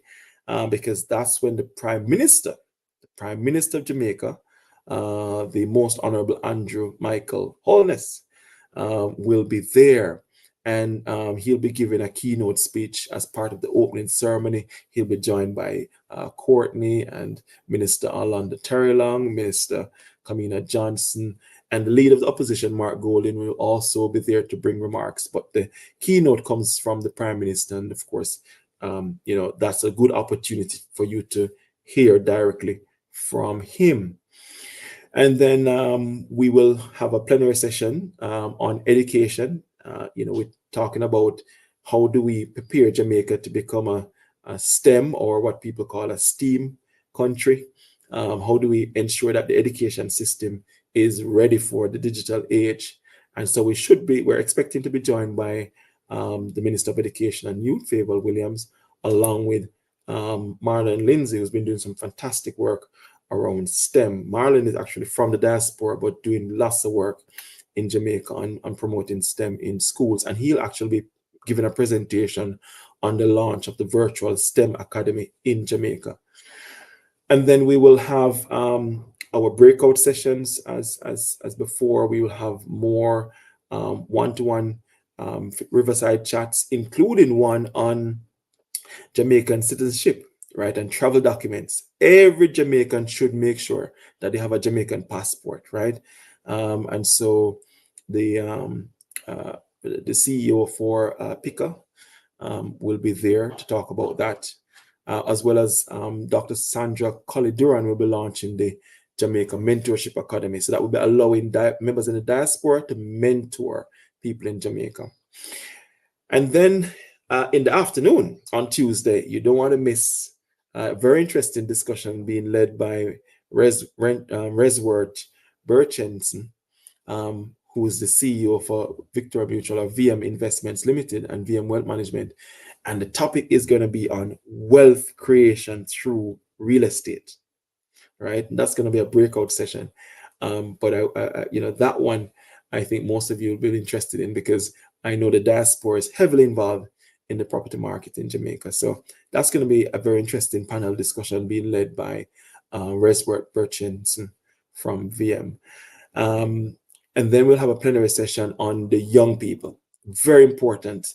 And this is going to be led by them. So the young people, it's their session, and they're going to talk about how we can ensure that they have a closer relationship with Jamaica. The young people in the diaspora. How do we make sure that we harness their energy, creativity, and talents as well? And so in the afternoon, we will look at the Jamaica creative industries and sports, and looking at how we can use those industries for national development. And we're expecting our Minister of Culture and Gender, Entertainment and Sport, the Honorable Oliver Babsy Grange, to be in attendance, to be part of the panel, along with other panelists such as Kwame McPherson, who is the first Jamaican to win the prestigious Commonwealth Short Story Prize. And Kwame actually is from the diaspora, lived in the United Kingdom for years, and has returned home now and is thriving in Jamaica. On the final day, we will be looking at tourism, but this is tourism now with a twist, because it will be about tourism and wealth creation.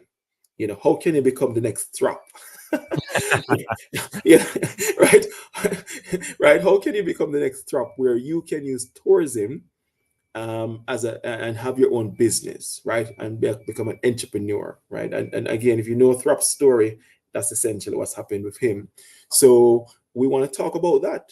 How can we get more Jamaicans to see tourism not just as something where they can come and be a visitor and experience the all-inclusive, but they can actually have a business here.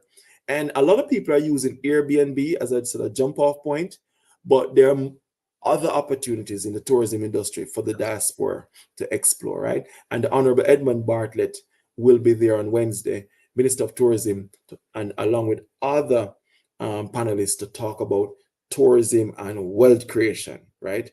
So again, another topic that you don't want to miss on the final day of the conference on Wednesday. And then we want to talk about how do we strengthen and sustain diaspora engagement? You heard me talk about where do we go next with the diaspora in terms of political agency and so on. We're having this big conversation about the Constitution. And so how do we ensure that we can sustain and really engage the diaspora in their foreign regions where they live, right? And so we'll be talking about the National Diaspora Policy and the action plan for implementation of said policy. We'll be looking at the work of the Global Jamaica Diaspora Council, Global Jamaica Diaspora Youth Council. What have they achieved since inception, and how can the diaspora get involved in these forums, right? So we'll have Honorable Orlando Terrelong, Minister of State in the Ministry of Foreign Affairs and Foreign Trade, who's responsible for the diaspora. He'll be part of the panel along with other members of the Global Jamaica Diaspora Council to talk about how do we sustain, and really ensure that we have a very strong engagement with the diaspora. And then lunchtime on Wednesday, we will have the Governor General's Achievement Awards for the diaspora. So this is where high achievers in the diaspora will be celebrated by His Excellency, the Governor General, and with an awards lunch on the final day on Wednesday. And then we will have our concurrent sessions looking at a range of topics, right? And this program will be posted online, so you will all see those topics. But I'm just highlighting the main conversations that we're going to be having. And so the conference will end. The final plenary session will focus on the Jamaica's constitutional reform, which is, a big topic of conversation. Getting rid of the king, and is it going to be an executive president or a ceremonial president, and all the rest of it, right? Are we going to keep the Privy Council or not? Is it going to be the Caribbean Court of Justice? And these discussions are raging in the diaspora, right? And so we will have them, have those conversations at the conference. The Honorable Marlene Malaho Fort will be there. She's the Minister for Legal and Constitutional Affairs, along with other members of the Constitutional Reform Committee, and including Professor Richard Albert, who's the a legal expert here on all things constitutional. So that's how the conference ends. But on the Thursday, there is something that we call Diaspora Day of Service, which allows the diaspora, the attendees at the conference, to get involved in community activities, and there are a range of community activities that you can get involved in. You can design your own project, or you can get involved in projects that have already been curated. So it could be simply visiting a school, donating books or pencils, painting the school, etc. There's a wide array of possibilities around Diaspora Day of Service and you giving back to Jamaica. So, Thorpe, as you can see, we have a very, very big program here. Yes, and so, as I said, you want to make sure that if you come into the conference, you're physically fit, because every minute of the day we have squeezed something in there, right? But that's because we want to ensure that for those who will take the time to come to the conference, they will find it a fulfilling experience, a rich experience, well worth the expense. So we wanted to make sure that we're delivering value here. So I hope the diaspora who are listening will make this final effort, as we draw closer to the conference date, which is from the 16th onwards, that they will now make that effort to come and be there in Montego Bay at the Montego Bay Conference Center and participate in their conference. This is the Diaspora Conference after all. So yeah, that's the program in short. Thank you very much for letting us know. I told you that the conference program was in great hands. Yes, definitely, right? Definitely indeed. Yes. And I know we've gone over time, and Mr. Campbell, I know you have to run, yes. But I just want to give you the opportunity to say any last remarks before you go. And Dr. Brown, are you okay to stay a few minutes?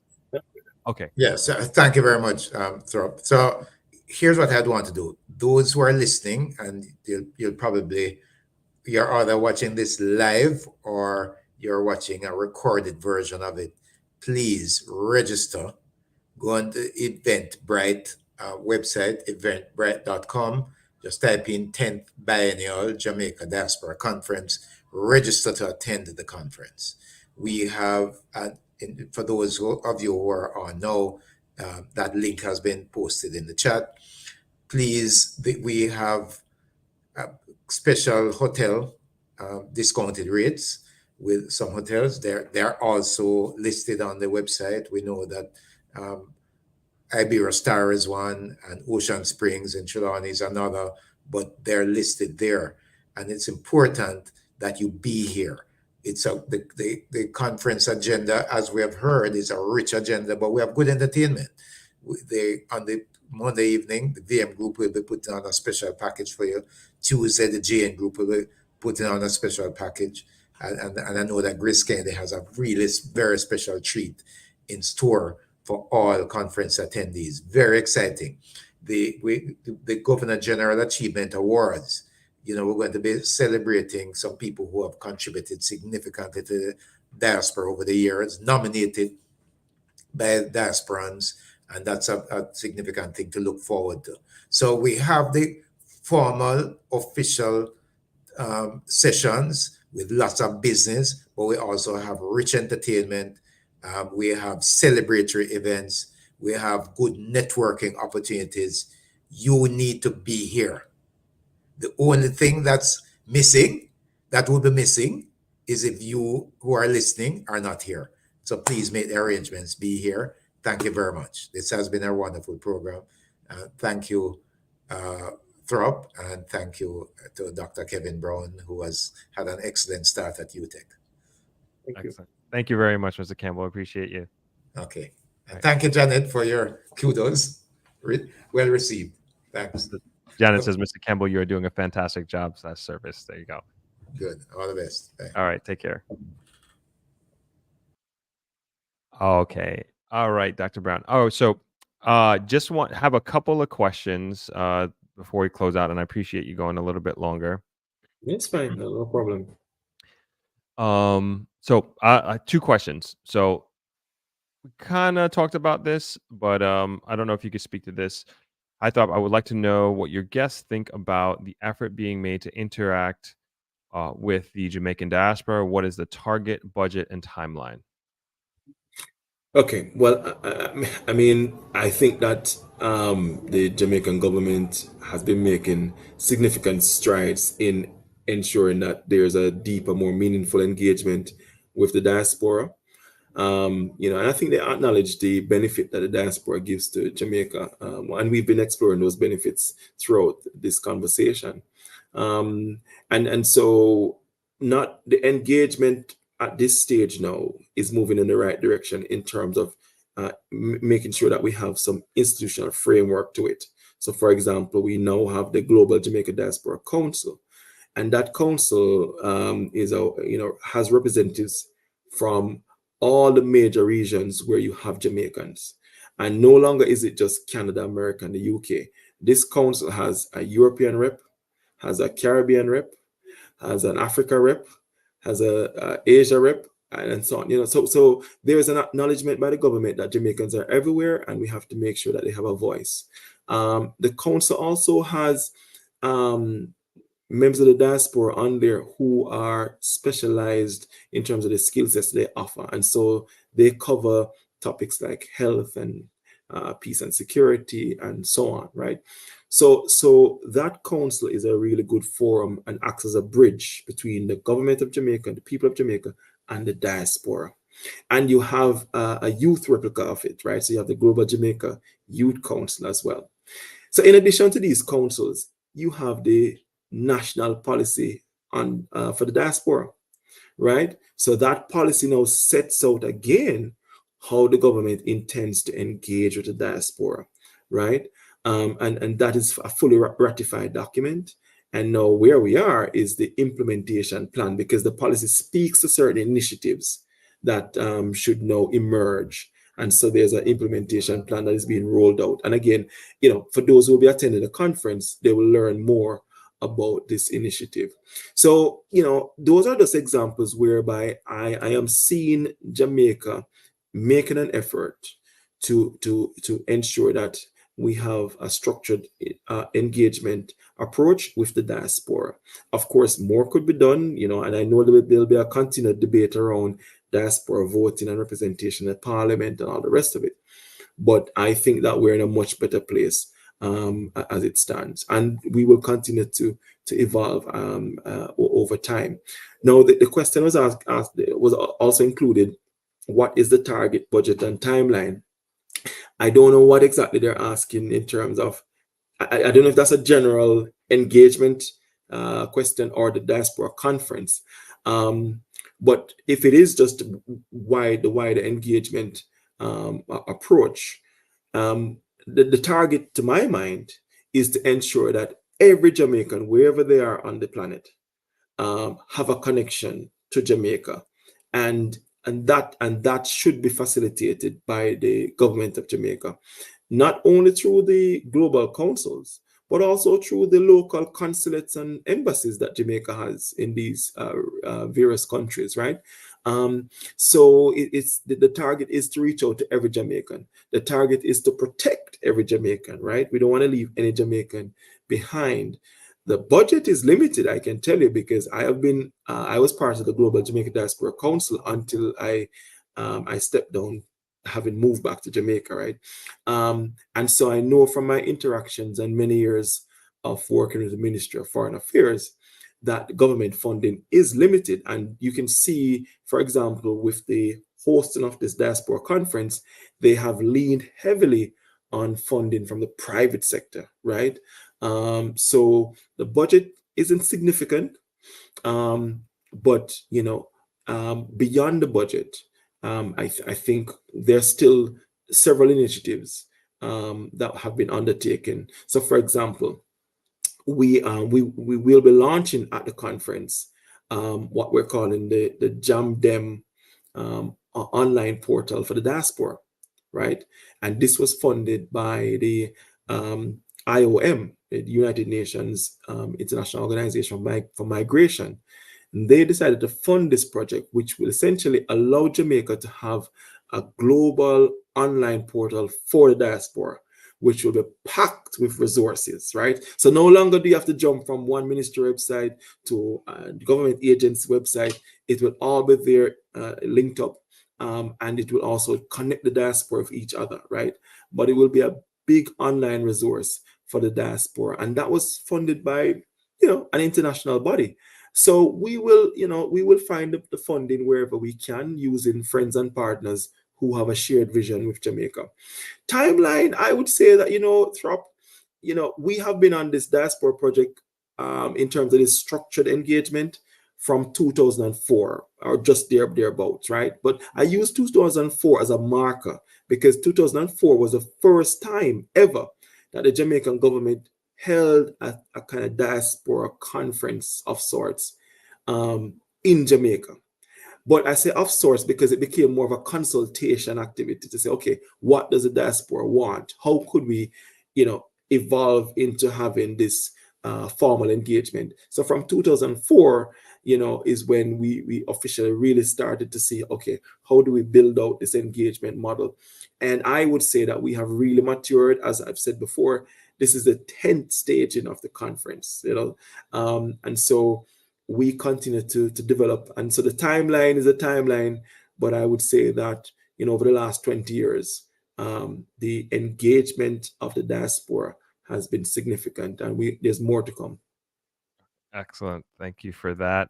And then just one comment, because you had mentioned something of this nature before. This is from Mark McCarthy. He says, our drafting team is coming out of Jamaica, and I must say it's the best move we made. I'm so happy our physical practice of architecture is coming from Jamaica to suit our clients here in the New York City area. Fantastic. And most likely they would have been trained at UTech because we have the largest architecture school in the Caribbean, not just Jamaica. Wow. The Caribbean, right? So awesome. A lot of architects in the Caribbean are trained right here because we have the largest architecture school. So I'm really glad. And you see, again, just highlights the potential, right, of Jamaicans being able to stay here. Well, I don't know if that company is in Jamaica, but certainly Jamaican talent is behind their success, and I'm really happy to hear that. Okay, and then this is a UTech specific question, and this will be the last question. So it's two-part actually. So this is from Chantal. It says the thing with getting into universities in Jamaica, though, from what I remember, one, the application process isn't easy, and there's so much pressure prior to applying to have near perfect grades, and then two, it's so expensive. No one wants a student loan since they embarrass people so easily for being delinquent with payments. However, jobs aren't easy to get. It's who you know, not what degree you have. Wow. Okay. Yeah. No, that's fine. Look, that's a perfectly good question, right? And I often I'm all for dialogue because we have to discuss these things in order to look at how we can move forward. So yes, Chantel, even at my university, I have to admit that the application process is not as fluid as I'd like it to be, as easy and customer friendly as I'd like it to be. And that's something I am working on, right? And that's just because the university is underfunded and there's been a level of underinvestment. So we don't, where I was hoping that I would come to see a fully digital system, that's not the case, right? It's quasi-digital, right? And so that also then breaks down the customer service experience because everything is a bit slower because it's so manual. And if you can imagine, UTech gets over 7,000 applications, over 7,000. So now, if you don't have a slick digital admissions process, you will have some hiccups along the way, and we do have them. But nonetheless, the aim here is to transform all of our business processes. A big digital transformation program is what we're looking at right now. And so the aim is to make the student experience amazing. And the only way to achieve that is, one, we've got to, of course, digitize and make processes easier and simpler, but also we're going to make sure that how our staff interact with students is also one that is quite endearing and empathetic and so on. So that work is ongoing. But what I would say, though, is that I'm a past student of the UTech, right? And the one thing that I can guarantee is that you will get a quality education, right? And Jamaican schools in general, outside of university, are known for the quality of the education. Yes, we are demanding in terms of the curriculum and the expectations, but I believe that's a good foundation for our young people in Jamaica. So I'm just trying to encourage members of the diaspora, one, to support the university in terms of any support you can give. We need the help, however you want to provide that help, but also you can study here. If you're in university in overseas, maybe you could do an exchange program, right? And we're trying to facilitate more of those. Or you could even study in Jamaica. I know of a lady, her daughter did medicine at UA, which is next door to our university, right? Did medicine there, got her qualifications, and is now back in the UK practicing. But she did it here because of the quality of the education. It's equivalent, right? So she had no problem going back to the UK to become a practicing doctor. And you know what? It was more cost effective. And so the diaspora just needs to open your eyes to all the opportunities. Now, you said it's so expensive. It's relative because, as I said, I know of my friend's daughter. They found it cheaper for her to do medicine here in Jamaica.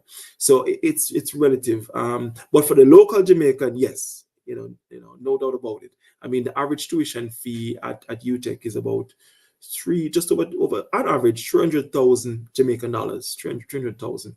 And of course, there is that per year or per semester? Per year. Okay.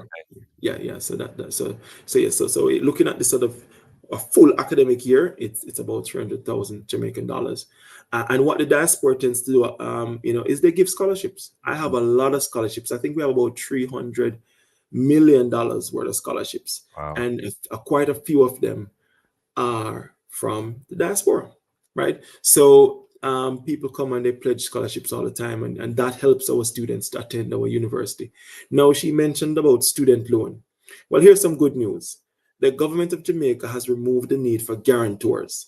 So essentially, they've made it easier for you to get a loan, because with the need for a guarantor, that was always a challenge, because not everyone could find someone to stand as a guarantor. So now it's way easier to get a student loan. And so I'm expecting to see a lot more students feeling like university is something they can genuinely pursue despite the expenses. So now in terms of jobs, right? The reality is that Jamaica has certain economic ambitions in terms of industrialization, becoming a knowledge-based economy, and all the rest of it. I believe we will get there. We're not there yet, but we'll get there. You've seen an explosion of in BPOs and all the rest of it.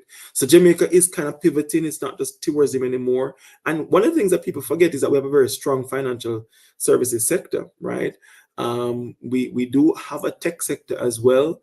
A lot of it built around computing and so on. And there's industry here.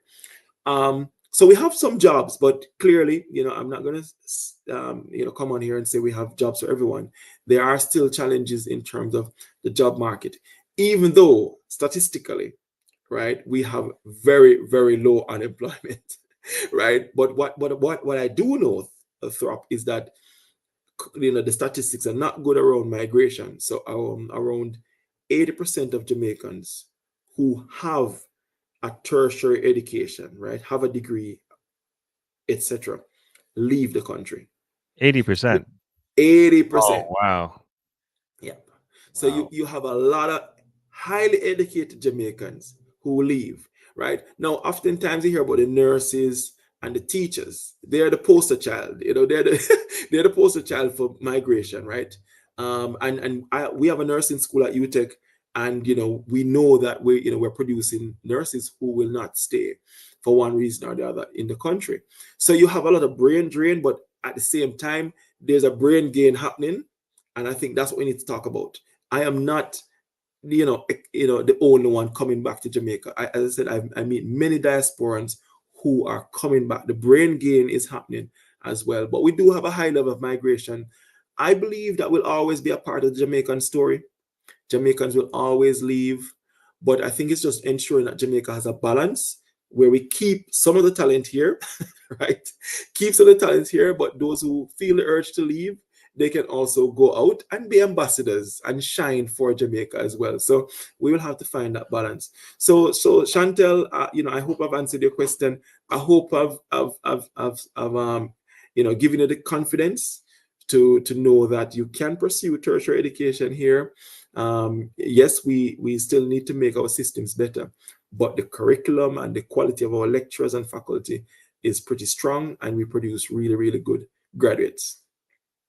Thank you for that. Thank you for that, Dr. Brown. And I know we've gone well over the time, and I appreciate you staying a few more minutes with us. But I want to give you the last word on the stream. Any last sentiments or last messages that you'd like to send the audience or the Jamaican diaspora specifically? Well, I mean, first of all, I'd like to express my appreciation to you for having me on and for having Courtney on to talk about the Jamaica Diaspora Conference. It's a very important forum for the diaspora to engage with all the key topics that affect you in the diaspora, but also here in Jamaica. Because when you think about it, we're going to be talking about healthcare, education, safety and security. And even if you don't live in Jamaica, many of you have family here. So these topics affect your family, and so you should be interested in learning more and coming down to the conference in Montego Bay, at the Montego Bay Conference Center, to be part of this exciting opportunity. So I just want to encourage everyone listening, if you haven't registered yet, register and buy your plane ticket and come down and be part of the dialogue, be part of the solution. And so get on the website, Google Jamaica Diaspora Conference 2024, get all the information you need, register, and see you there. Thank you very much, Dr. Brown. Sorry, somebody asked us before. Will any of it be live streamed, or will there be any sort of access afterwards to get any of these videos of the presentations? Yeah, I think afterwards. I mean, the aim is to get people there physically.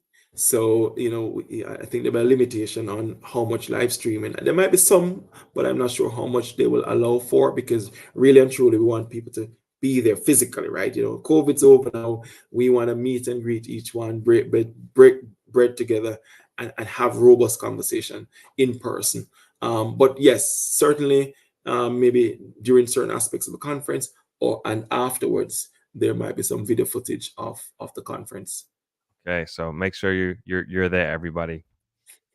Okay, thank you once again, Dr. Brown, and we will certainly be in touch for doing a future get together, and I will see you at the Jamaica Diaspora Conference. Thank you. All right, have a good evening. You too. Okay, that was the first of our Jamaica Diaspora Conference series, and that was pretty awesome. I mean, so many gems by two of Jamaica's great leaders, two of Jamaica's greatest institutions, and I really appreciate them taking the time to come on. So once again, we had Mr. Courtney Campbell, who is the group president and CEO of VM Group, and he's also on the preparatory committee. He's the preparatory committee chairman of the 10th biennial Jamaica Diaspora Conference. And then just leaving was Dr. Kevin Brown, president of the University of Technology and chair of the program and content subcommittee for the 10th biennial Jamaica Diaspora Conference. And we're going to be doing this again next week on Thursday, same time, same place. So make sure that you're able to attend. I will definitely be announcing it on all the socials, and so will VM, and so will the Ministry of Foreign Affairs and Foreign Trade, and we'll be putting it out. And like I said, leading up to this, I knew there was going to be a lot of value given in this discussion. When you have two gentlemen of this caliber coming on a forum of this nature, you are bound to learn something and walk away with something.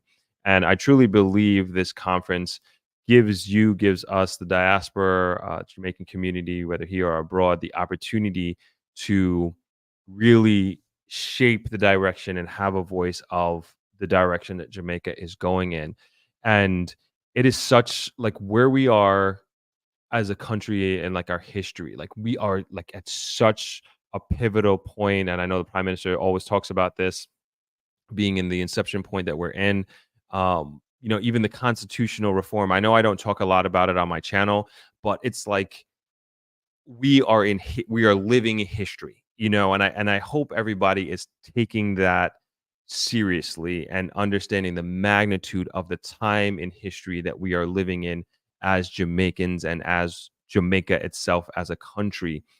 And it is crazy that we are here at this point. There are so many things that are happening in Jamaica, as I talked about earlier, in terms of it being the positive direction that we're heading in, but also in terms of where Jamaica and how Jamaica is going to be seen globally is really being shaped in so many ways by both the public sector and the private sector.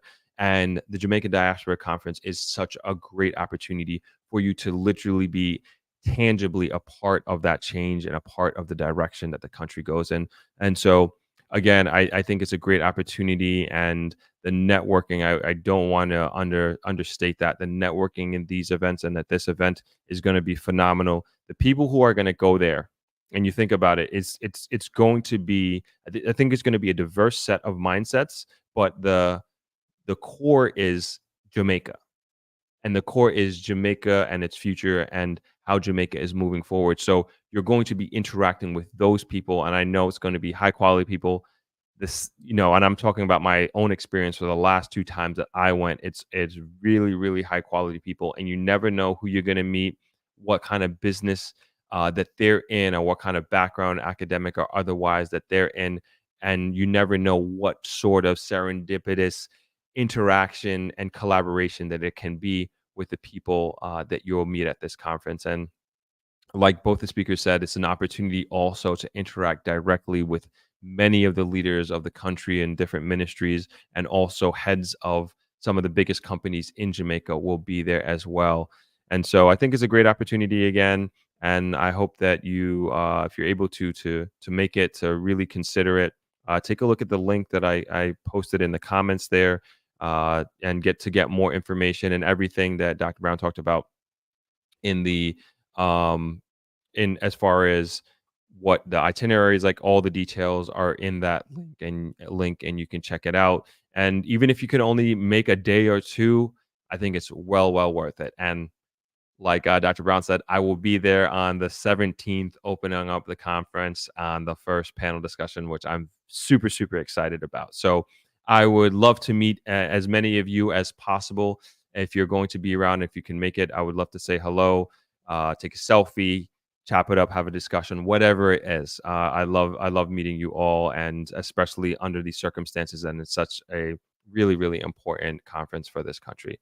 So thank you all for joining the first of this live stream series for the 10th biennial Jamaica Diaspora Conference. And we'll be back here again next Thursday doing the same thing with having another guest focus on the Diaspora Conference. But of course, we'll be doing my normal live stream this Sunday. We all start between 12 and 1 o'clock. So it'll be, and we'll go a little bit more into detail about some of those opportunities that I was alluding to earlier when I was opening up today's live stream. And then last announcement, we have the Black Man the Traveler video dropping on Saturday. Really interesting fellow YouTuber who's traveled all over the world, and he was just in Jamaica visiting, and he has a lot of content traveling around Jamaica, and he had an amazing time and he loved it here. Super interesting story and super interesting individual, and we're doing a premiere on that on Saturday at 3 o'clock. So I will see you on Sunday, and hopefully see you next Thursday for another round of the Jamaican Diaspora Conference mini-series that we have going on. Hope you all have a wonderful evening, and I will see you on Sunday, if not next Thursday.